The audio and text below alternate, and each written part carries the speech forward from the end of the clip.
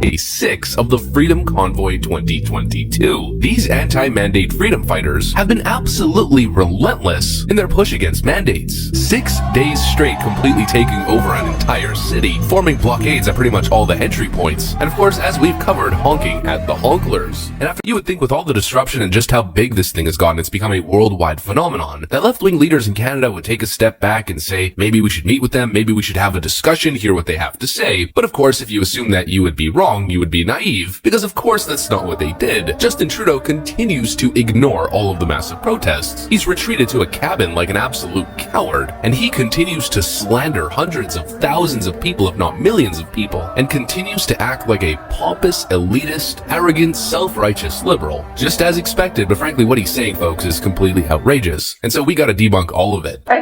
You know, it takes a lot to get the Canadians angry. I mean, it's like Minnesota nice, and if Minnesota is nice, Canada is like jubilant all the time, because it's not a protest culture in Canada, correct?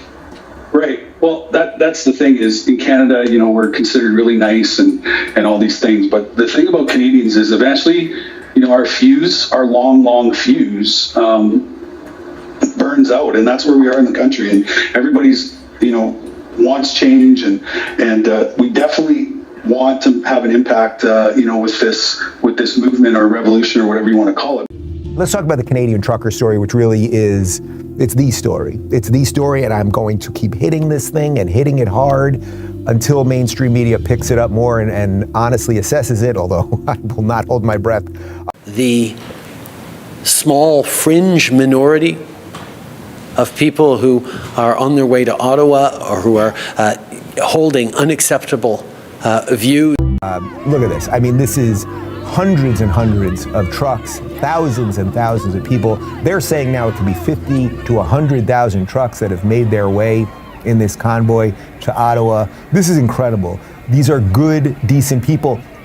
Somebody was telling me it's something like -20 out there. These people would much rather be inside. It's nice and warm inside. I mean, look at this. It's just absolutely extraordinary. Why are you not seeing those images on CNN? Why are they not leading with this story, right? They'll start leading with it when they can further twist the narrative into that this is a white supremacist. Prime Minister of Canada, Justin Trudeau, he tweeted this out yesterday. Today in the House, members of Parliament unanimously condemned the anti-Semitism, Islamophobia, anti-black racism, homophobia, and transphobia that we've seen on display in Ottawa over the past number of days. Together, let's keep working to make Canada more. But when you just see the amount of people out there, and what are they there for? It's not because Canadians suddenly became racist. It's not because Canadians suddenly decided to hate trans people. It's because Canadians decided finally to say, you've pushed us far enough, even us, good-natured Canadians. We've had enough, eh? All right, so we've got some more video. This is of the convoy. I think we've got some more of that. Let's take a look. The more that they call these people racists and bigots, people who just want to go back to work, who just want to go out to restaurants, who want their kids to go to school, who want to go to church and temple and wherever else they might go freely without the intrusiveness of a government telling them what they can do and when they can do it. In the past few days, Canadians were shocked and frankly disgusted by the behavior displayed by some people protesting in our nation's capital. I want to be very clear. We are not intimidated by those who hurl insults and abuse at small business workers and steal food from the homeless. We won't give in to those who fly racist flags. We won't cave to those who engage in vandalism or dishonor the memory of our veterans.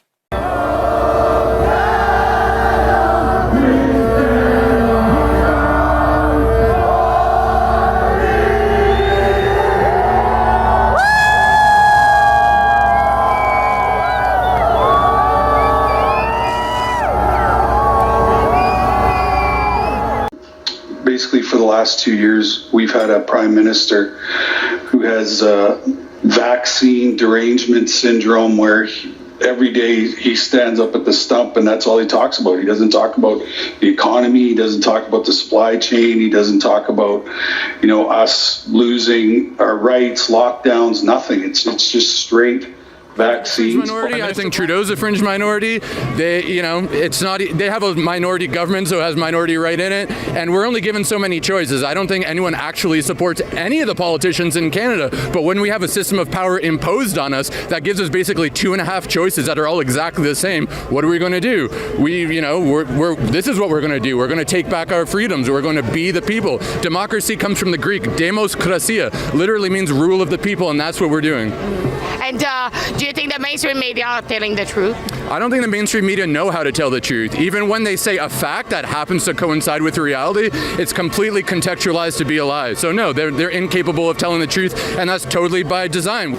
And someone put a hat on him and a Canadian flag on him and put a placard in his hands. Take a look. Now, I don't think that's the right thing to do, but Terry Fox is not an actual saint or a religious icon. He was a great hero and a great Canadian, and I think it's probably inappropriate to put that on them. But look at the headlines. Terry Fox statue desecrated. Well, I don't think it was really sacred to begin with, but desecrated. It wasn't spray painted. It wasn't decapitated. It wasn't knocked over. And in fact, that was cleaned up pretty quickly. Mr. Speaker, all Canadians want to see a leader who will work to heal rifts, not further divide. A leader who will listen, even to those voices he might not agree with. A leader who will work to understand, not dismiss, name call, and gaslight.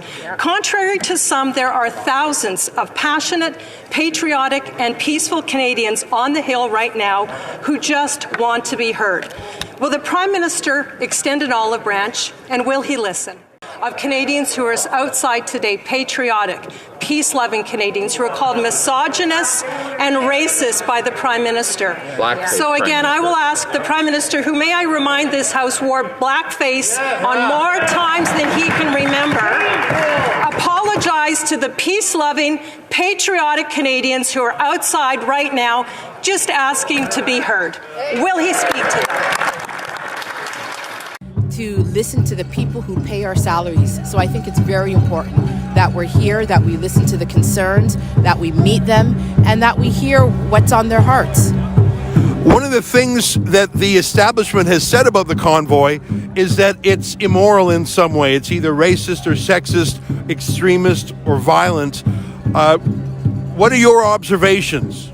Well, that's what they say to keep good people away, because good people wouldn't want to be associated with those labels. So they throw out those labels so that people will be afraid to stand up for their democratic rights. What I've seen family members, I've seen young children, I've seen people picking up garbage so that the city doesn't have to come and do it. I've seen people bringing latrines so that they could have a place to use the washroom. I've seen people by the side of the road making food for strangers. I've seen brother and sisterly love, and I've seen people fight for their democracy, and I've seen people stand up and tell the government that they've gone too far, and that is their democratic right to do so.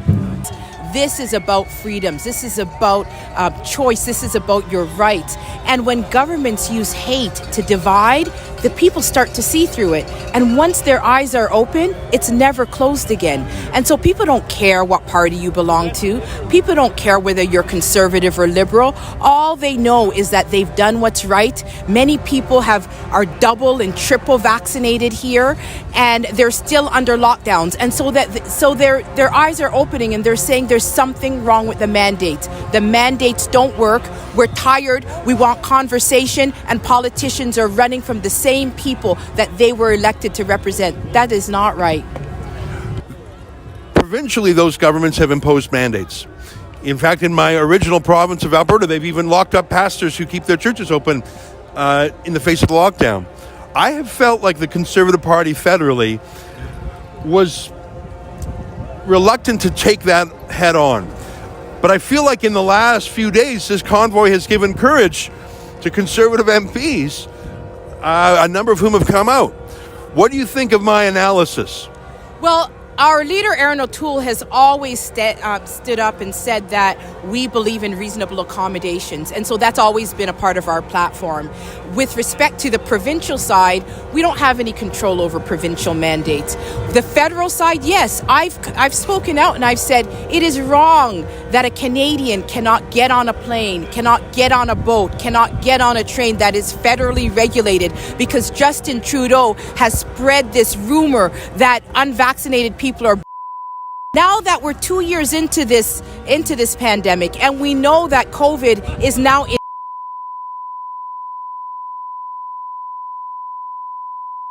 And so we're at the point now where we say we have to learn to live with it. And you're not going to get COVID by sitting beside an unvaccinated person who doesn't have COVID. And so that was a lie. And the people have woken up and they've seen that they've been lied to and they want answers and they deserve those answers. One of the things of it's ironic in a way that we're in front of Parliament Hill, or on Parliament Hill, because so many of the decisions of the last 2 years have not been made by parliamentarians. Many of the particular rules have not been voted on. They've been issued by public health officers, provincially, at the city level, and even Theresa Tam federally. Do you think it's time to remove the emergency powers from the public health? I call it the deep state, because no one voted them in. No one heard their names until 2 years ago, and they become powerful political actors. Is it time to take the democracy back from public health officers and put it into legislatures again? Absolutely, we know it's time because medical officers of health around the country are saying that it's time. They're coming out and saying that it's time for us to move on. It's time for us to learn how to be safe and healthy and live with COVID. And it's time to restore the freedoms. And today is indicative of the fact that it's time. I got one last question for you. And by the way, I know there's so many people here you want to talk to. Thanks for making time for us. Justin Trudeau has announced that he has purchased or signed contracts for hundreds of millions more doses. I think he said 400 million or some enormous figure. And I know the government has plans to acquire them for years to come.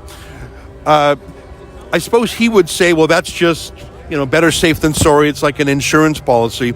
Are you worried that two shots and a booster will turn into 4, 5, 6, as like in Israel, they're on shot number 4, starting shot number 5. Do you think that we should reassess this endless plan for a series of boosters? Do you feel comfortable taking on that issue?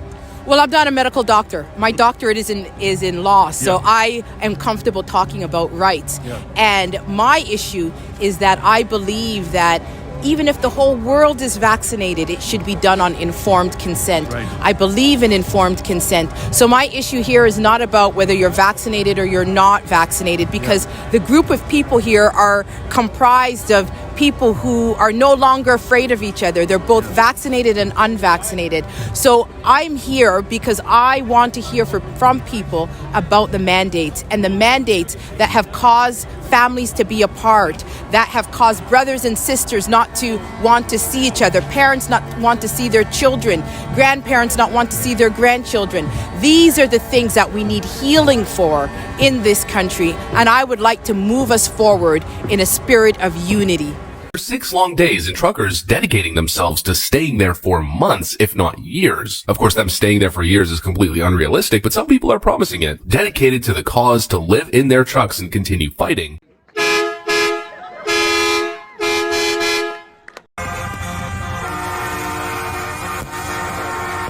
We want those great Canadian truckers to know that we are with them all the way.